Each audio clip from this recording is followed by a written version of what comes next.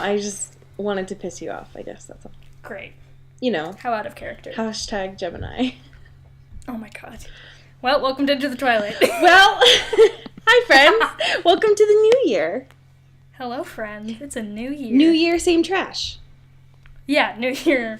No, emotional growth or anything in these texts. Just the same shit you can expect from these stupid characters. Yeah. I wish that we could say that our New Year's resolution was to let go of everything from the Twilight Saga, but I think we're committed to the bit forever. You're contractually obligated to keep this going.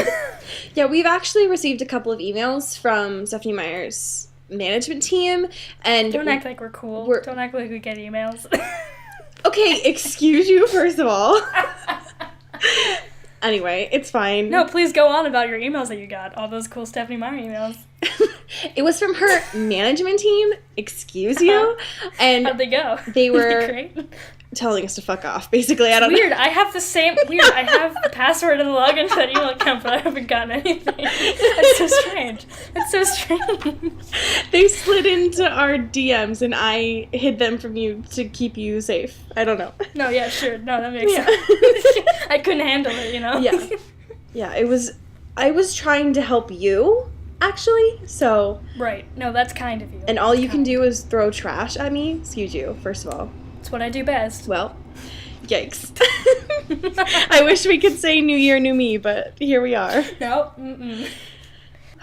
I wish I could tell you that I was sorry, but I'm not about it, because I think that it's made some I don't need you to pity me. Well, then fuck off. Enjoy this trash. I don't know. This has been the most, hostile intro we've ever done on this podcast. New year, new me. I don't know. Fuck, I guess. Friends, in the past week, it's been a really long time. It's been a whole year, actually. But time is wild, isn't it? It is. Time and its social constructedness is just amazing to me. But in the past week, things have changed in the sense that people have been leaving us sweet shit about the podcast. Yeah. So that's nice, and I like that a lot. Thanks, y'all. Yeah, we got a message on our Tumblr, super cute, super anonymous and sweet, but they were basically saying that they love the way that we interact and bounce off each other. Lol. Perfect. Us just casually. Oh, you mean how we don't have boundaries and speaking over each other like that? Yeah, I think that's what they meant by that. And they said that they were really enjoying our energies, so that's my chakras are aligned. Yeah. And the first chapter is entitled Complications, which are my feelings towards this entire franchise. Complications, a memoir by me. Yeah, no, it's okay. It's like an old Facebook relationship status where it's me and then it's Twilight and then it says complicated. Oh my god. It's so real. I literally saw one person do that on Facebook last week. So that's still an option, I guess. Sorry, I gotta go. And it was attached with some lyrics. And I was like, whoa, no. Is this 2010 again? Oh, no. Okay, listen. I know New Year, same us, but leave that shit in 2016. Honestly. Please, God. As someone who really enjoys drama, I like to know, but also you put that on your Facebook profile. Who does that? Who are you? Who are you? Who is she? I don't know. Anyway, complications. There were many, and I have a lot of complicated feelings towards this shit. In Truly. A shocking turn of events, really. The first thing I want to comment on... Go on. ...is, why the fuck did they have a movie day in their biology class? Oh my god. Is my concern. No, this is what happened, okay. Stephanie Meyer is like, oh man, I want to write this scene where Bella and Edward are, sitting next to each other, and they're feeling it, and it's great, and, no one's distracting, and it's just them, yes. And whatever. That would be great in a school setting during, movie when nobody's paying attention and there's no class or whatever. Right. She forgot to realize that the only class she's written them to be in the same one is biology, in which that doesn't happen ever. I guess if it's Bill Nye, maybe. Can you imagine if it was Bill Nye? Or Cosmos. Oh my gosh. Yeah, I have never watched a movie in any of my science classes. Clips, maybe. But not a whole movie. That's usually other courses that I had experienced. It was wild. Interesting All narrative she had to do choice. in the beginning is write him in her English class, because she's probably an AP anyway, and he's a smarty pants. That could have happened. But no, she just didn't edit it, and she just went with this trash. Yeah. That doesn't make any sense. It would have made more sense if Mr. Banner wasn't there and it had been a sub, because that's a very common trope. Is like, well, the sub, it's going to be a movie day, so. But it wasn't. The teacher was literally just there and didn't want to fucks with any of the teenagers for the 2 days. I mean, that's fair. They all suck, so, I mean, I get it. You're not wrong. It was just a very interesting glimpse into that wretched biology class, I think. Nasty. Yeah. Weird. You're not wrong. Especially because nothing really happened. It was just to build tension between the two of them, and Bella attempting to concentrate on this movie and Edward just still staring at her. So it was nothing new. It wasn't like anything like hugely climactic or like something that would change the game in the book at all. Right. In which you would need to make an excuse to like wedge this weird circumstance into it. Right. It was just like building more of their weird tension and more of that like romantic sexual kind of stuff happening. I think the best way to describe those two and the relationship that they have is weird tension. I think that's a really effective way to do it. Is yes, that's exactly what it is. Dirt-eating Bella. It's not and cute. It's not fun to read. You don't enjoy it. It's not like, oh, they're so cute. No, it's weird and it's stupid. And confusing and very confusing. Nonsensical. And indirect. Yes, a lot of mixed messages. Vague, very vague. Yes, just a lot of gray ughness, I would say. Yes. Yeah. I need to stop saying ugh in these things, because when I go back and capture them, that's going to be a pain in the ass. Yeah, how are you going to spell that, you think? That's a great question that I don't have an answer to yet. Probably just a lot of, like, U's and G's and probably, like, an umlaut for fun, probably. No, great, yeah, that's your English degree coming in full gear. Excuse you, first of all. Don't drag me. I majored in 2 subject areas, actually. Whoa. So, you can back off. Yeah. Call someone. I don't know. FAFSA, probably. Yeah. My mom, maybe. Honestly. Y'all, this chapter was a fucking mess. So the other thing that we didn't mention during this movie is, in a shocking turn of events, Edward still has his fist clenched. So I forgot about that. I so forgot about that. It's not even like us inserting ourselves in the narrative and assuming it. It is in the text. Stephanie Meyer text. could have basically just bolded it and been like, "Hey, just so you know, his fists are still clenched." So his fists were -- italicized clenched. Yeah, TM, like copyright sign, like everything you could possibly imagine there. Yeah, it's not just us, y'all. It's in the book. We are not reading between the lines here. He's pushing this agenda on us. We're just transcribing it to y'all, okay? We're not... Honestly, that was a lot. I think... I don't know. What do you think is worse? Reading the biology bits or reading the gym bits? Well, here's the thing. The biology bits always involve Edward Cullen, which automatically make it very awkward or uncomfortable or just weird in general. And not very educational, but yes. Right, yes. Yeah. There's no education happening in that class. Just movies. All movies. On the other hand, the gym bits are just Bella being a train wreck and falling over herself. Right. Which is really nothing new. But it's all the time.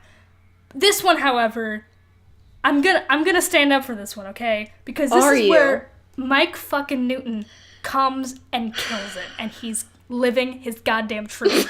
And he's not being as shitty as he always was. This is where he redeems himself. This is where it happens. And I will tell you why. I'll tell you why. Please. First of all, we see, for the first time ever, Mike not really caring about being romantically involved with Bella. They're just being bros.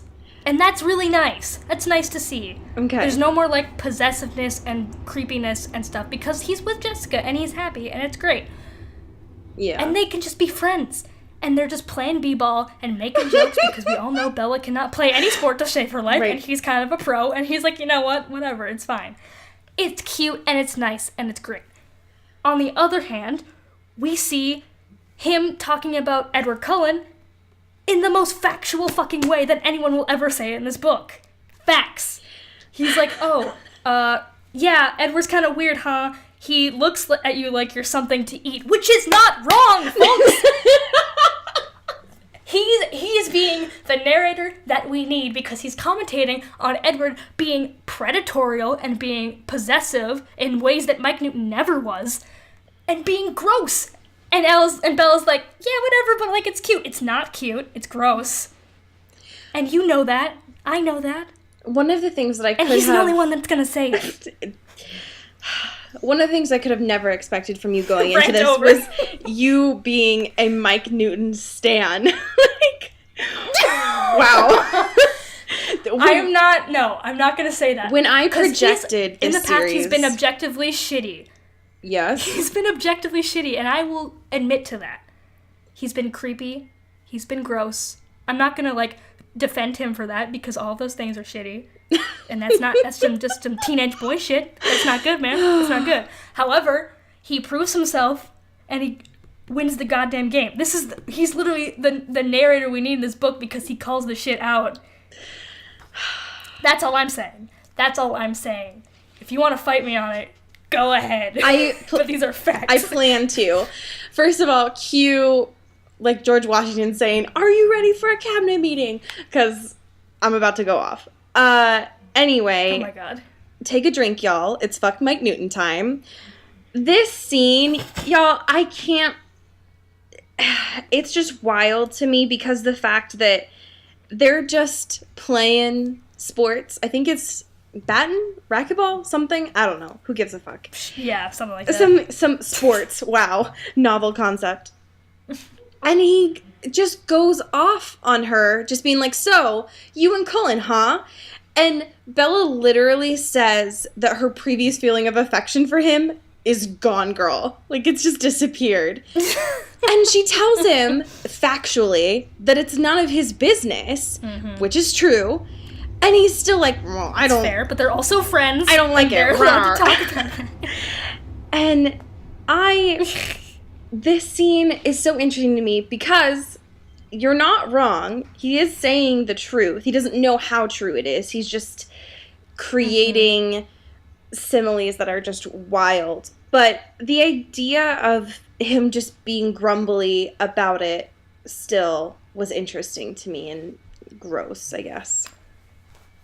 But anyway. I'll give you that, because he's very not, like, he doesn't know how to project his feelings in a way that's probably the best. No. Because he just has all of them and just kind of throws them out and is like, blah, and doesn't know how to, like, pace himself or, like, how to be socially great, especially in terms of Bella, because he probably still has something there. Well, but because he says that his tone is rebellious. So true.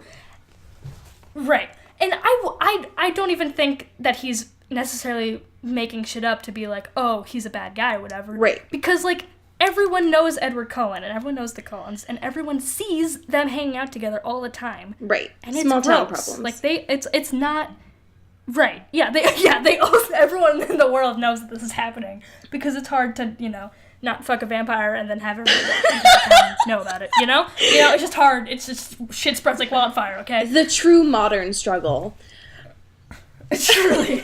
Yeah, it's like before Twitter, but like basically Twitter. Yeah, exactly. Can you imagine Mike Newton's Twitter? And they see their interactions, and they're not... Oh my god. He would be subtweeting about Edward Cullen so hard in the book right now if he had a Twitter, like... Yeah, but so would I. Because Edward Cullen sucks. Except for the fact that he would be one of those... And win. ...boys who would start tweeting shit like, you don't know what you missed... Like, you could have had this good dick, but you chose not to, but you planned. Like, all that stupid things that are so, like, meme-worthy, I guess. They're ridiculous and unacceptable. And I feel like he would use them. Here's my final argument, okay? Go on. I will not... I'm not saying he's the best guy, right? I'm not saying I'm in love with Mike Newton. I'm not saying, like, I'm his #1 fan. He's you know, he's a stupid boy, you know, doing stupid boy shit. That's not very great. much an adolescent. It's not great. I would say. Yes, exactly. But what he's doing is seeing this relationship objectively, because we're seeing it through Bella's voice, right? And we're seeing her as, like, a teenage girl that doesn't really know what to do and has never been in a relationship and doesn't really know what's happening. Right. And fall in love with this guy who's, like, very much, charming and, like, experienced and all these things that she's so allured by. Right. And doesn't know what she's getting herself into and just thinks this is how a normal relationship works in terms of, like, the like, emotional abuse and, like, possessiveness and all that stuff, and sees that as normal. We're seeing this objectively and not through her, wanderlust and all of this, like, romanticization of it. Yes. And we're seeing it objectively. I think that's good. I don't think that he does it in the best way. Right.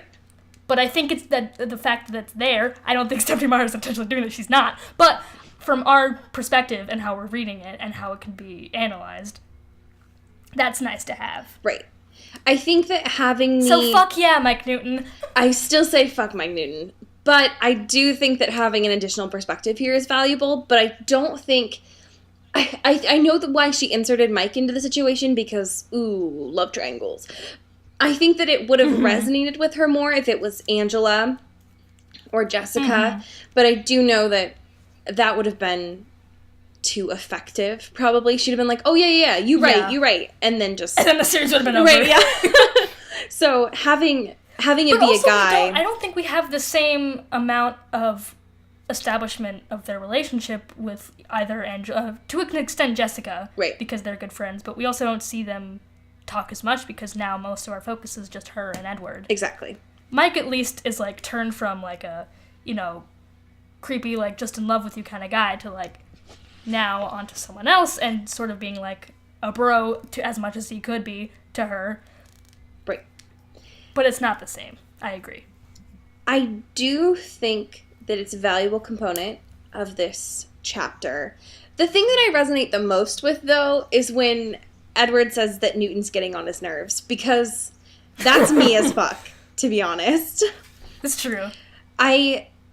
Once this gym period is done, Edward is still being creepy as hell, because he will not get over the fact that he's away and cannot be in the gym class. So instead of just waiting for her to explain how it is going, he'd rather just view her through the minds of other people and listen to all the conversations. Really it's weird, especially because of the fact that he says that Bella is, quote, horror struck, and because of the fact that she told him to stop doing that.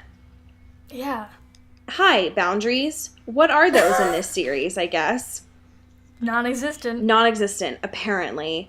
Ugh, it was just so nasty. I was like, can you just wait for a little bit?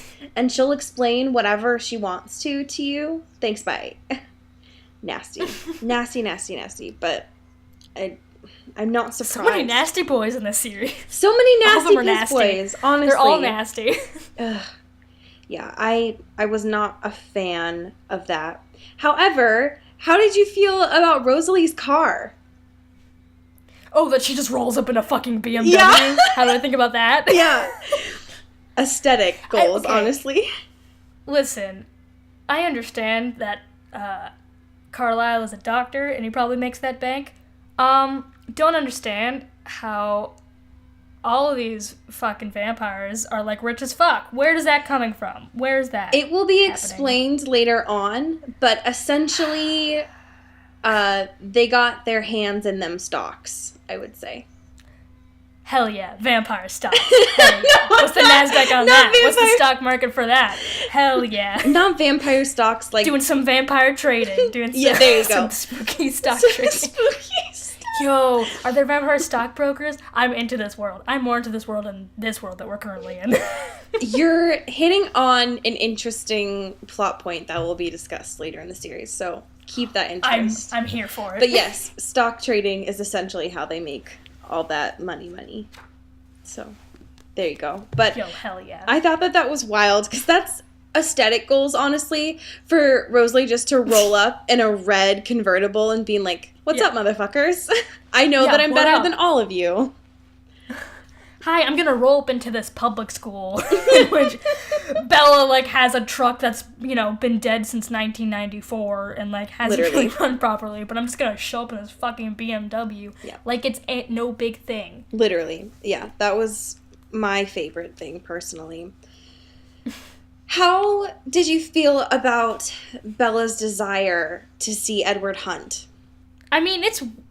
Because, like... I'm confused on where we lie on her knowing that Edward's a vampire. Because, like, they had that contextual, like, I'm a vampire, but, like, not really, but, like, yes, you know? Basically, the vagueness of this series. Yes, go on. Right, basically as direct as they could possibly do while still, you know, not maintaining any clarity. Exactly. In the entirety of the series. But she's always kind of like, hey, I want to see you, like, hunt, or, like, are you hunting, or, like, what's your deal and stuff. And it's weird. I don't know. It's just like... So when you just said that, I just had this, like, amazing premonition. What if... Because I kept thinking when I was reading this, like, I think Bella has a kink for something, right? Like, it's a power struggle that she wants.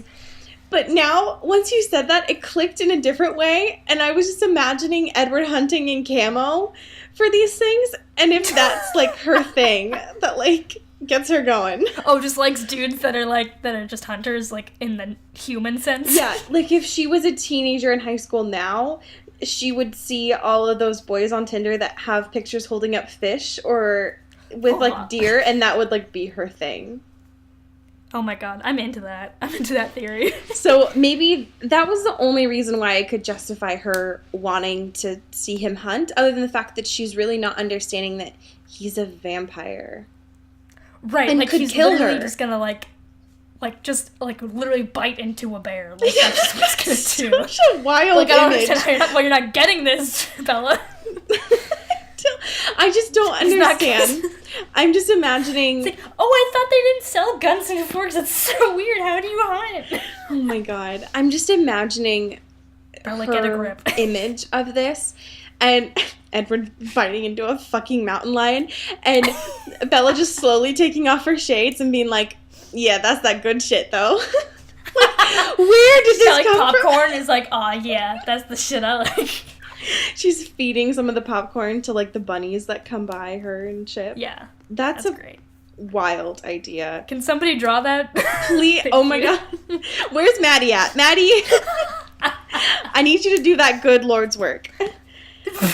The idea when he explained it, though, was interesting to me because the fact that it's a very primal way of hunting, in the sense that he just says that they completely give themselves over to their senses. And why would that not click with Bella in the sense of, oh, he's gonna go primal. He's only caring about blood. I should probably not be in that mix. It's probably wise from my perspective. Yeah, in a shocking turn of events, they drive home together, aka Edward drives Bella back to her place, which was an interesting thing because it says that they sat in the car for a couple of hours and talked. Sitting in a car and talking, very normal. Multiple hours, wouldn't your back hurt? Yeah. Or don't you... Do you have, like, scoliosis? What's up? What do you... Don't you need to drink water or go pee or anything? Like, what? That's fine. You're just fine? Your bodies are just cool with this? Right. Yeah. I mean, I know that Edwards is cool with it because his body is not human anymore. But I thought that was interesting that she was just completely forgot what time it was, I guess. Whatever. I would like to talk about a certain word choice that Stephanie Meyer has made. Not sure directly, but it's happened. So, like, she goes back inside and, like, she has a dream about Edward. Shocking. And then when she wakes up, it says, when I woke up, I was still tired, but edgy as well. Now, I think she's trying to say on edge or something of that. Yes. Like, sort of, like, tense, not really know. When you say edgy, I'm thinking she's getting out of the bed in, like, a leather jacket and, like, sunglasses and, like dazzled up the fuck. Like, she's edgy. Right. She don't want to fuck. She's like, just like, Everything's got spikes on it. Right. She's got a cigarette in her mouth. I'm not sure that's exactly what you meant there, Steph. No, because Stephanie's idea of edgy is a brown turtleneck and what I would like to call inescapable jeans. There's oh my god. Wow. Inescapable jeans. What does that mean? Which, honestly, These jeans, they're trapped on me. I can't get them off. Honestly, same, because I hate jeans. But I'm just imagining, like, the tightest skinny jeans when she says this. Yeah, the belt's just, like, choking her, and she's like, oh, God, I wish I was out of this prison. But what I would consider more inescapable in that is a turtleneck. Ugh. There's no way in hell. My favorite thing about that, though, aside from the edgy, is that it notes her sighing and daydreaming of spaghetti straps and shorts. Wow, you're really dating yourself here, Meyer. Just your average teen girl. Just wanting some spaghetti straps and Claire's lip gloss, you know, the good old things. Fuck, I cannot. Not only is that not relevant to teens in general, that's not relevant to Bella at all. Like, at all in terms of her character. Shorts, yes. Spaghetti straps, doubtful. She would have cuts just put on a turtleneck everywhere. And we're gonna be like, There's no way. There's no way. No. So we have to transition and talk about Charlie, of course. Yes, of course. Charlie's dad. The true hero and savior of this series. The only thing pulling me through, honestly. So Bella goes downstairs after she's trapped herself in this prison of turtlenecks and tight-ass skinny jeans. And of course, Charlie, being the kind father that he is, asks about her plans this weekend because it's coming up on the girls' dance. And she still blows him off. Motherfucker. Bella. He's just trying to do his job. He's trying to be a nice dad. Honestly. Yeah, the fact that he asks, of course, like, are you still set on going to Seattle? She's like, well, that was the plan. It's like, okay, damn. Well. You didn't have to do it like that, Belle. Honestly. And the fact that he brings it up again in the sense of, well, didn't anyone ask you to the dance? And she's like, Dad, it's girls' choice, obviously. Although, ironically enough, every boy did ask her out to that dance, so... Yeah, even the postman, surprisingly, even though he's not in the high school, it was wild. The principal, it was really weird. It was almost wild. Crossing a few boundaries, but, you know, I just blushed and tripped and died when it happened, so it was fine. The weird thing about this is the fact that she says that she sympathizes with Charlie, but her dialogue does not match that at all. No. It's wild. She was just like, it must be a hard thing to be a father. And it's like, yeah. I mean, raising you is a shit show, Bella. But alas. You're making that a lot easier for him. But alas, he leaves, the conversation ends, and then Edward is just there again. Shocking. Great. Good times. Still just hanging out in her driveway, dwelling around there. The interesting thing that I thought about that was Bella considers this routine bizarre, but she doesn't want it to end. How do you define a healthy relationship? Not that. Not that. Not that, actually. Not that. Not on the top of my list of words I would use. Right. When I think about relationship goals, I don't usually associate bizarre with it, actually. Yeah, not usually what I'm thinking, you know? Both the adjective and the noun. Because if Bay ever took me to a bazaar, fuck that. Absolutely not. Too many people. Whoa. You don't want to buy some, like, cool potions or something from, like, artisanal witches in your neighborhood? I do, but not surrounded by so many people. My city has and, like, mutton chops. Fuck. My city has this annual Christmas bazaar, and it's the largest thing ever, and that's the only memory that I have of bazaars, and they're terrifying to me. Yeah, bazaar just as a concept probably, like, isn't what you want in general. No.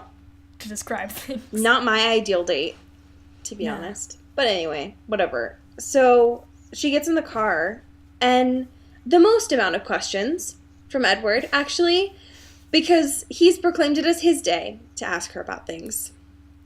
Okay, well... This can only go well. However, it does come out with some great bits because of the fact that Edward asks Bella what her favorite color is. And it's brown! Y'all, it's brown. If she couldn't get more just boring and unoriginal and just, like... the thing is, she turns this brown and, like, makes it also pretentious. Yeah. Which I didn't even think was possible, but she did it. She does. She's a master. God, it's... Bella. My favorite thing about this, so she's wearing brown that day, right? So it's almost like she knew that this question was going to be asked. But she says that she misses brown. Actively misses brown.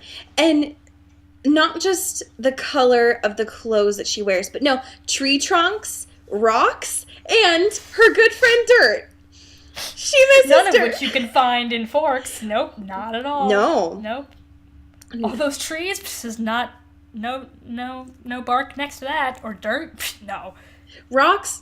Absolutely not. No way in hell.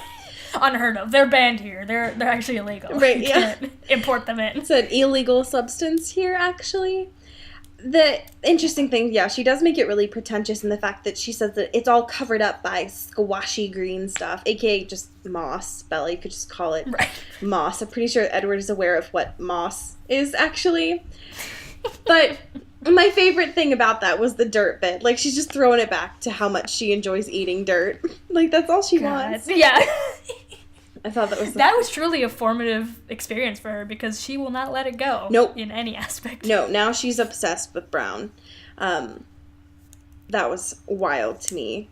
And also, the fact that he asks her what her favorite music is and, like, what's in her CD player. Lol. And he has the same fucking CD that Phil gave her. Okay, not weird I mean... at all. Yes, it's weird. But he does, like, open up the glove compartment and there's, like, all of the CDs in the world there. Yeah. Like, I think he's got a magical car. I think it's just, like, he just shoved it all up with DVDs, or CDs, so that anything she would have said, he would have had. Right. He's just like, oh, you like, wait, which one? Hold on, wait. You said Linkin Park, right? Here's 5. Like, I'm which just one? imagining... I'm just imagining, do you remember those thick-ass binders that you put CDs in back in the day? Uh-huh, yeah. I'm just imagining him, like, shoving one of those into... through. It is... Yeah, I'm just imagining one of those. Man, those were the good old days, actually. I miss those thick with 2C binders. Damn. Wow, I'm ending this podcast. Okay, whatever. Does anything else happen in this chapter? I'm pretty sure not. But... It's more questions, a lot of groaning. He asked her what her favorite gemstone was. Interesting question. And, and this bitch says topaz. Oh my god. My favorite thing about this is she was like, well, actually, up until very recently, my favorite gemstone was garnet, actually. Oh my god. It's got so many things. Yeah, that whole situation was wild to me.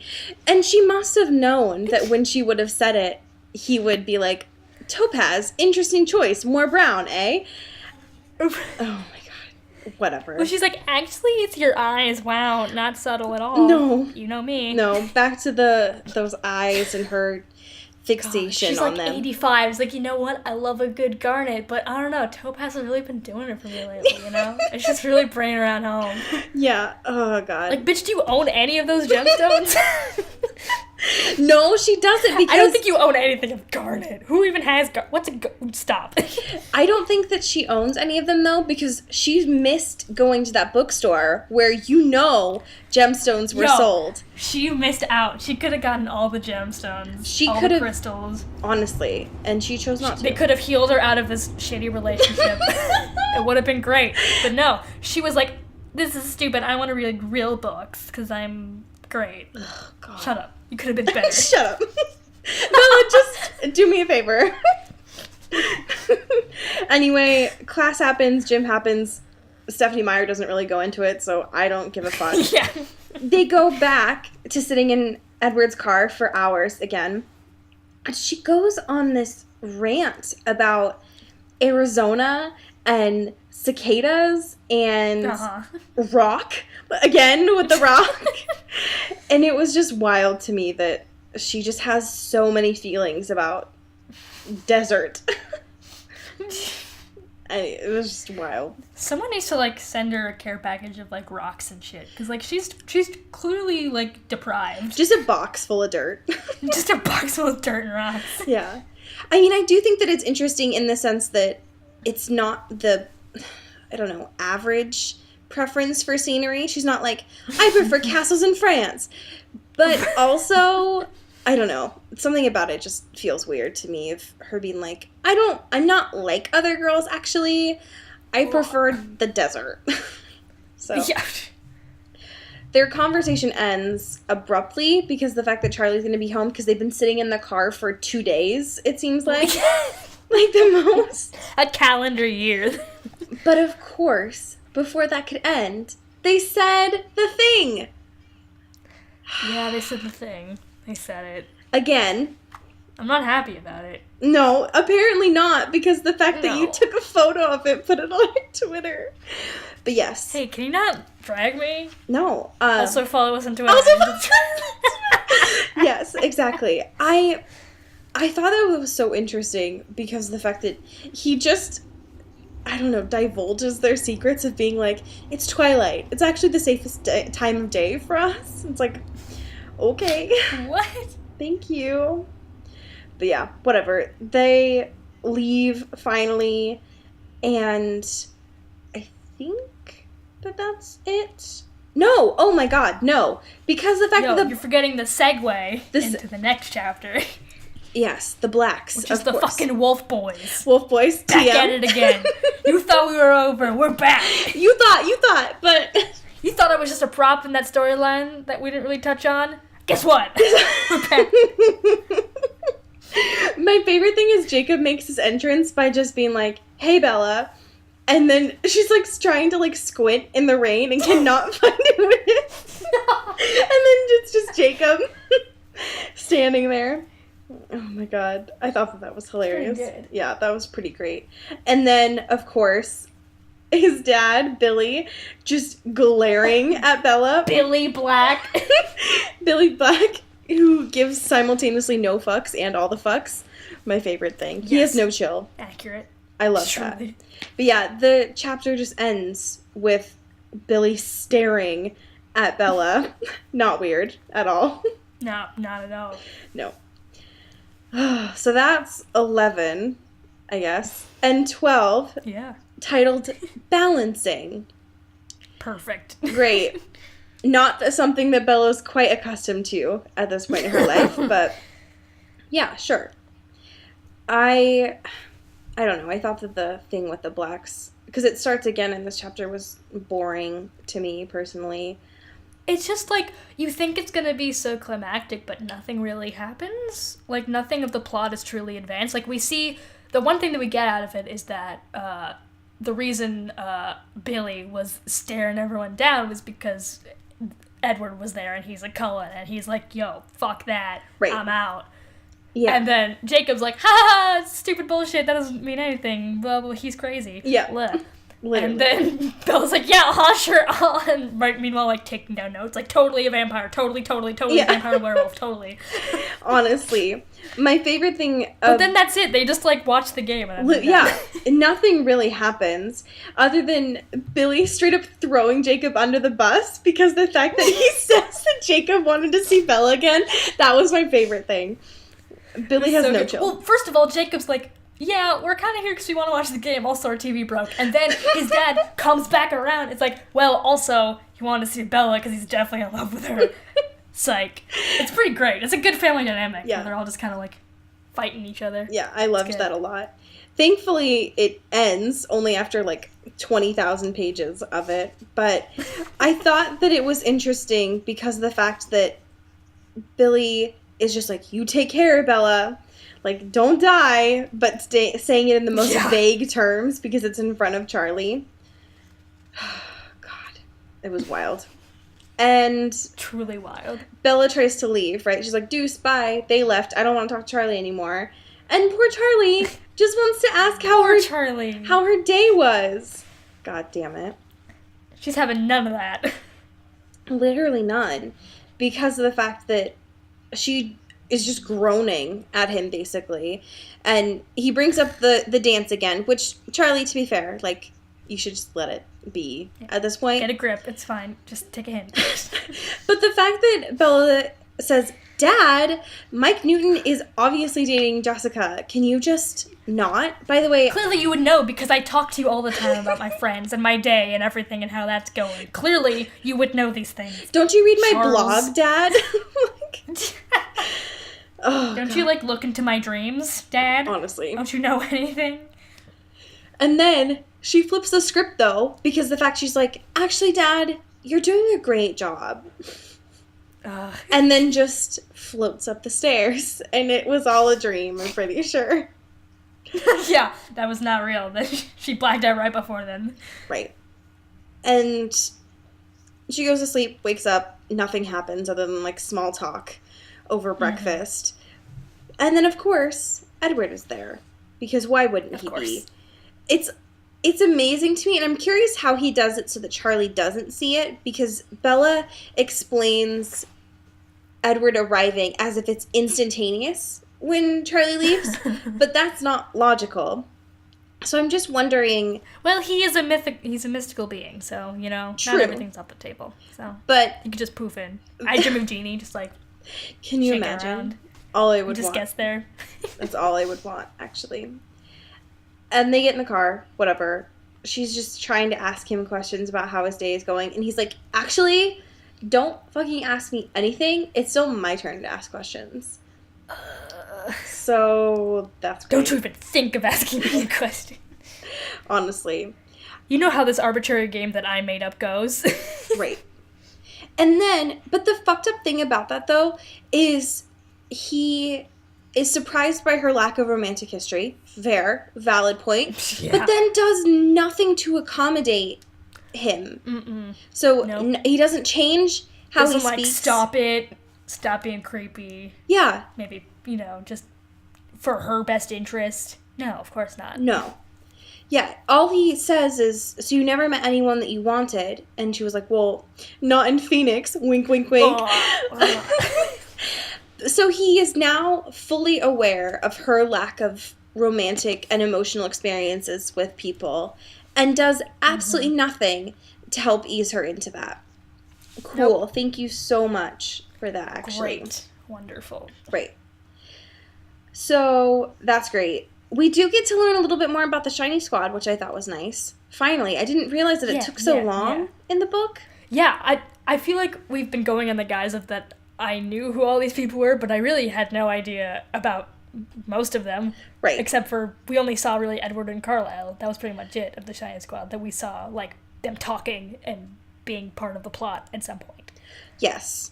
So it's nice to see them as, you know, characters and complex beings. Right. Thankfully, it will increase as the books go on, but I just forgot that it takes halfway into Twilight before we even know what Alice is up to.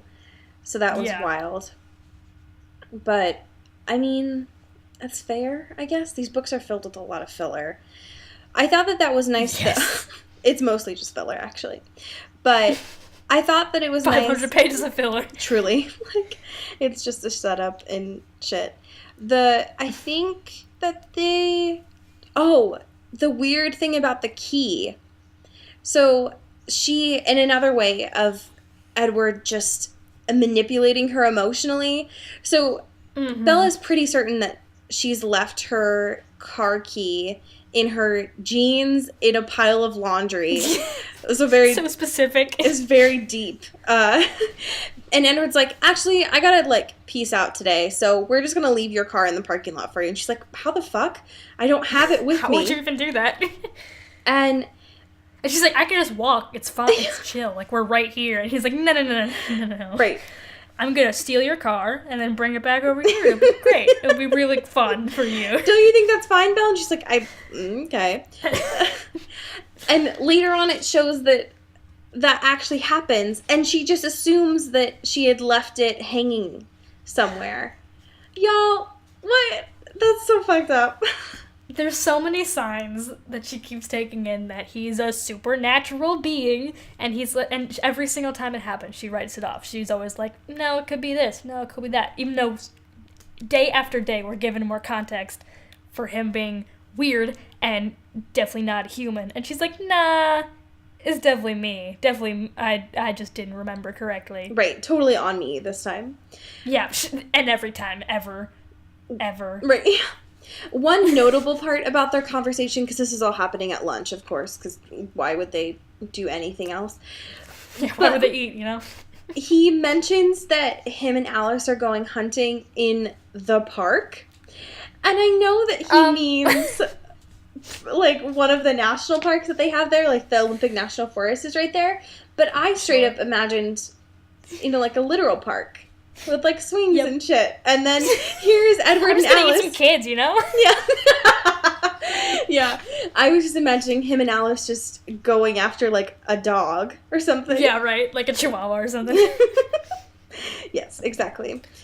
But yeah, he mentions that Edward is, like, with Alice because of the fact that she's supportive. And then we just get this scene of Rosalie just glaring at Bella. So that was great. It's pretty great. Yeah. So that was wild, I guess. But fine. Whatever. He leaves, thankfully. So that was nice. Thank God. Yeah. Because she has to go to biology. And he's like, nah, fuck. We're still watching this movie. I gotta go. So, like, he straight up says, I don't think I could take anymore. And it's like, same. Edward, actually. Me as fuck. Thank God we don't have to write another one of these scenes. Honestly. Right now, at least. Yes, exactly. That was my favorite thing. Biology happens, whatever. But Jim, I thought that was an interesting point because of the fact that Mike Newton is still being weird as fuck. Not amused, actually. The idea of her writing him in just to cause tension just annoys me. I think that's what bothers me the most. It's more, like, manipulative of, like, her feelings and just, like, the value that she can have her own opinions and has to be told what to think by pretty much everyone around her. Yes. That's shitty. Yeah. And that's not great. It's not great writing either. No, it's not. The conversation that they have in gym on this day, though, was weird as fuck because the fact that Jim is supposed to be this place where she's basically just trying to kill Mike, right? But now he's starting to ask all the questions and trying to figure out what she's doing on Saturday because everybody still wants her to go to this dance, like, aggressively. Yeah. And I think they all know that she definitely lied. Yeah. But they're all just kind of being like, hey, it's fine. We all know. Just, you can go to the dance. And she's like, I'm not going. I'm going to Seattle. Stop. Literally, like, stamps her foot and, like, breaks her knee in the process. Oh, my God. But, yeah, he asks her, are you going to the dance with Cullen? And she's like, no, I'm not going to the dance. This has not changed. And then he's like, well, what are you doing then? It's like, oh, my God.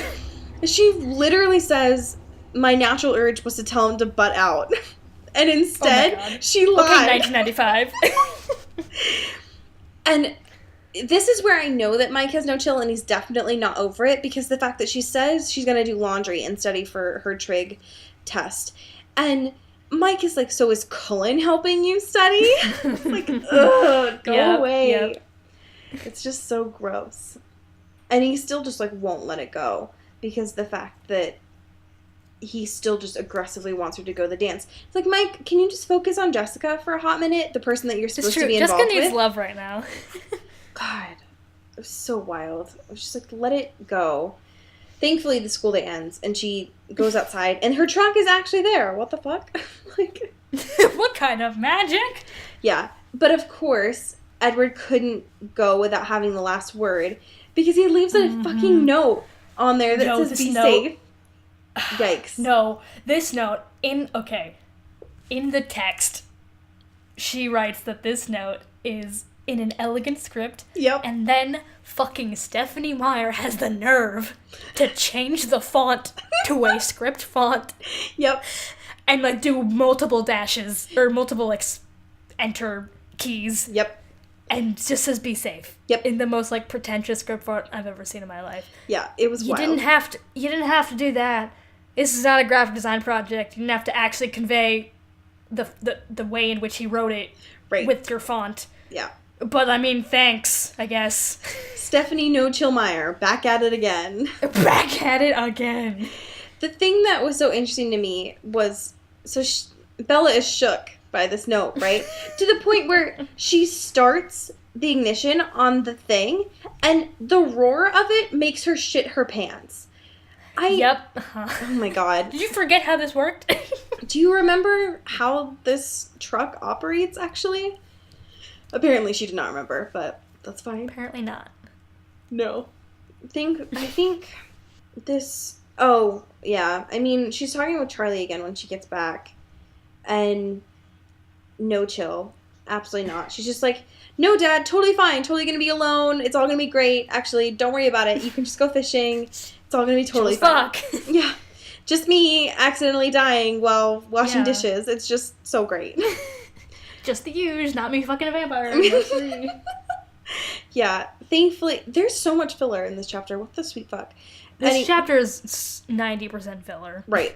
She finally wakes up, and it's Saturday, and she's back at it again with Shades of Brown, because it talks about her wearing this tan sweater. My favorite thing was when Edward shows up, and they're fucking matching. Oh my god. It's so... God. When I think relationship goals, I think that. When I read that, it really brought me back to 2001, circa VMAs, when Britney Spears and Justin Timberlake were in those double denim outfits. Yo! That's exactly what that was. That's exactly what this was. Because they're both wearing tan sweaters and jeans, which, to be fair, is, I mean, most people probably own some variation of that. But he makes this, like, a big deal of, like, we match. Wow. She starts driving the truck, because that was one of the deals that she made with him in the previous chapter, was... So many deals. So many deals. Ultimatums. Yeah. In this relationship. Yeah. They can never just do things, can they? No. Has to be under weird circumstances. And there have to be games. deals, promises, everything to make it serious. But he's giving her directions. They end up in the middle of nowhere. Shocking. And they're going on a hike. So it's just like real life Tinder dates where everybody goes on hikes. Except for that it's in the middle of the forest. Is that true? I think so. I mean, doesn't most people... Damn, the Pacific Northwest is wild. Oh, yeah. You'll just climb mountains. You have no idea. Most people's Tinder's profiles on here, like in this area, are just like, I like to hike. I like to adventure. Let's go get coffee and stuff like that. Let's go find some artisanal blend coffee that you can only get in this fine city. Let's go on a hike and then find a microbrewery that's really unique. That's everyone here. It's gross. Oh my god. That's wild. Yeah. So, I mean, I'm not surprised that they're going on a hike, because that's what apparently everyone does here. But everyone does. Yeah. But before they can actually do it... It's weird to ask Bella to do that, though. Yeah. Yeah. Because she's not physically equipped for any of that. Literally. So and Edward knows that more than literally anyone. He does. Yeah, you would think that he would be aware of it. The thing that I thought was interesting is... So he freaks out again about the fact that nobody knows that they're alone together. Okay, fine. But the wild thing about this is that the hike, it's not just like a short hike. It's 5 miles. Jesus. I literally cannot. That's not just something that you just do. Like, I don't know. It's not a casual Saturday. Yes. Yeah, I thought that was super interesting, because the fact that Edward is so, I don't know, chill about it. He's like, oh, well, it's just 5 miles. It's like, you're talking to Bella. She dies tripping over her own feet. Like, be realistic here, actually. And there's no trail, of course, because that would be too simple. But I think that the nice thing about this is that we're finally getting to the meadow. And that's where the chapter ends. Is where Stephanie Meyer had the dream was where the next chapter will be starting off at 13, was the two of them in the meadow together. So, yay, I guess. But, yeah, I thought that was interesting of just, like, it ends with them, like, hiking. Bella dies a couple of times. And then she asks if they're there yet, and they end up in the meadow. And the last thing that's on there is that Edward steps into the sunlight. Oh my god. So that he can truly unveil his shiny self to her. Yeah, he becomes a highlighter, and it's great. Yeah, he transforms into a Lorac Pro highlighter. Yeah, right. And then the chapter Come ends. for me, Becca. Yeah. Glossier ain't got shit on me. Honestly. So that's where it ends. Thank goodness. And we get the suspense of Edward stepping into the sunlight. Oh, God. So that's what chapters 13 and 14 will be about, is them dying and fucking in the meadow, pretty sure. Hell yeah. We made Next it through. week, chapters 13 or 14. Read them. Please. Or not. Just listen along. Leave your truth. Yeah, I mean, there aren't a lot of things that we skip over other than just filler and Stephanie Meyer writing that Bella sighs a lot. So you don't really have to... You don't really need us. You don't really need We're to the next read best thing to, like, an audiobook. Yeah. You could basically say you've read Twilight if you listen to this. Let's be honest. Yeah, if you have to use this for a class assignment, you can basically say that you read through it. God, okay, if you do, drop out. School's not for you. That's not, you don't deserve this. Your tuition is not worth that. You are so much better. Even if you're not paying tuition, it's not worth, don't. No. Exactly. No. Allie, wait, you have to promise me. Please don't make me promise this. I know exactly what you're going to say. You can't. Allie, you can't. You cannot. You don't know me. I have already used Twilight in my curriculum to critique it, Alexandria. of course. Do not go there. If I ever used it, I would use it in a critical lens way. Okay. I'm fine with you using, like, excerpts and, like, suggesting how it's problematic and all that stuff. You have to promise me you will not, like, teach the book, the full book, like, in its entirety as a lesson plan. No. Okay. Allie, this stops here. No, I can promise you that I won't have a Twilight unit. That would be that's all extra. I asked for. Though that would be emotional. Funny. You can't take this away from me. No, you can't. I will probably be using it as a critique in many of my lessons, because how can you not? But the problem with doing a unit on Twilight is I know that I would talk about the fact that this podcast exists, and that would be very embarrassing for me personally. So you can't teach this and not plug your podcast. I hope all of your, in, like, you know, however many years it takes for you to be a dope teacher lady, that all of your students are listening. Hey, what up? Oh, yikes. Yeah, I mean, I can't control what podcasts that they listen to outside of class, so if my students end up finding this, which I'm sure there will be one or two that do, because, we're not hiding it at all, I think that would be an interesting talking point. Correct. But I'm not going to do a unit on it, because the fact that would mean that the school that I have would have to order 28 to 32 books for folks to read, and that's too much money going into this series. So God, what a long con, though. What if I get myself into a teaching position and then every unit that I teach is just some version of Stephanie Meyer's works? They would think I'd be being paid, but whatever. We can all dream, you know? Truly. Yeah. Well, in good news, there's only 6 more episodes of Twilight itself before we transition, so that's nice. Yeah. Get ready. Hold on to your butts. Gird your loins, friends. It's gonna get wild. It is, because the fact that this has all been filler. It's still just exposition. Starting the next chapter, we're finally getting into, like, the shit that's gonna start happening. But nothing has really happened yet. I'm excited. You're not wrong. Y'all, Thanks for listening this far. Yeah, this is a meaty one. Yeah, this is a lot of analysis, so thanks. Great.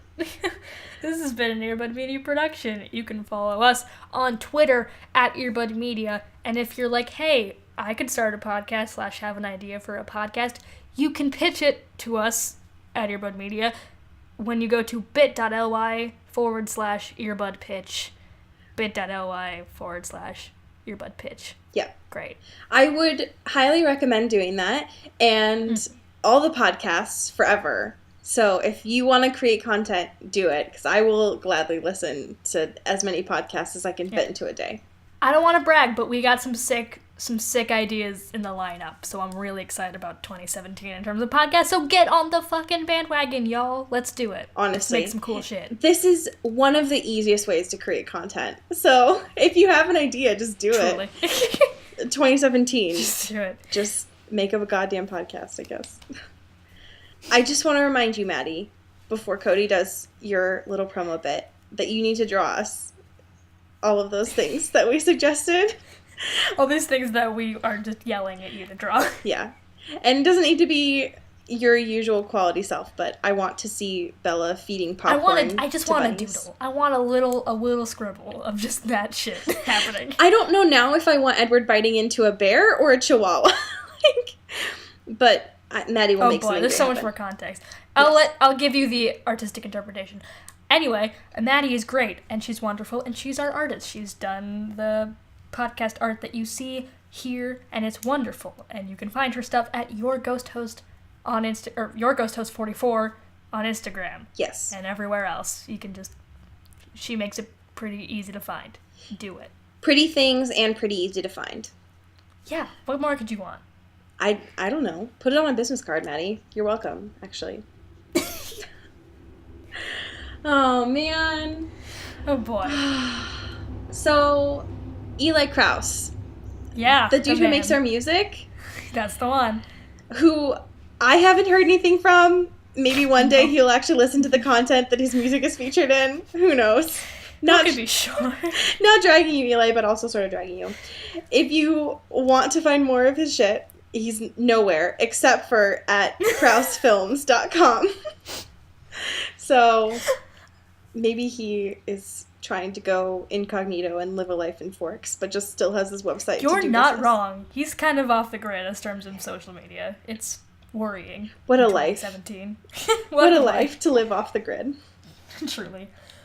You can find Allie on the internet at 23andMe everywhere. Obviously. You can figure it out. You can find me on the internet at Cody Captures or CodyCorral.co or CodyCorral.BigCartel.com where I sell prints. Yeah, prints. Yeah, get some art for your walls. Yes. Treat yourself. Treat yourself. The benefit is that even though Eli is off the grid, we are not, both individually and in our joint accounts, because you can find us basically everywhere at Into the Twilight or Into the Twilight Show for our Tumblr account, which has been off the chain lately, just saying. It's pretty great. We had a couple of people reblog something promoting our podcast, and in the tags of one of them, somebody was saying some really sweet shit about our podcast and that it gets them so through cute. Working out. So holla at that, actually. Yeah, shouts out. I don't know how you could listen to us and have the motivation to work out at the same time. I think that if I could never. No, this would just make me angry, but maybe the rage fuels your workout, so that's dope as fuck, actually. No, that's fair. If you'd like a foremost shout out, you could do that in terms of supporting us on Patreon. Hell yeah. Look at that segue. Love it. We have a Patreon. It's Into the Twilight. And you can donate as little as $1 a month to help this show going. And we only need a little bit to make this podcast free as fuck. So exactly, let's get on that, y'all. 2017. 2017. We have a lot of cool perks, and you want them. We're going to post like a bunch of bloopers and bonus content and all that stuff, and you want to be a part of that. If you want to know what exactly we're thinking when we start watching the movies, you need to spend some money and help Yes. us out. Because that is something that I think that you Gotta get those definitely dollars. want to know. So that would be an Yeah. example of one of the bonus contents that we would be releasing. So get on that. 2017, support your content creators that you enjoy. If Thank you can. you. Rich people, throw money at me. Yeah, truly. Where you at? We're also on YouTube. All of our episodes are put on there, usually the day after or the night of, if it just takes forever to upload them, y'all. Mainly long because Katie gets on my goddamn back about if I don't upload them fast enough, so they'll be there. Wow. And Rude. if you want to submit captions, please do, because that would be dope as fuck. Yeah, then everyone could listen to our podcast in Yes. some form or another. Also, That'd be great. call out to everybody. We asked you for Fix. Where are the Hey, excuse me? Where are those, though? We need them. We're planning something really funny, and if you don't send us Twilight fanfiction, we can't do it. So do it. Because I don't know Yeah, how to it's- access fanfiction. There's dire straits, you know. Yeah, we need it. You won't regret it. I promise. Or just, Worst case scenario, I'll look for it, but we want you to curate a little bit because there's a lot of shit to sift through, you know? Exactly. Yeah. And We trust you. send those or, love letters, cries for help, where you are at. Literally Twilight. anything else. Please, just give us things. We always need more Also, content. rate and review us on iTunes. It's the best and easiest way to help spread the show around and get us noticed. That'll be great. And it's free. You don't have to do anything. You just write a review, give us some stars. Hell yeah. It's great. It takes less than a minute.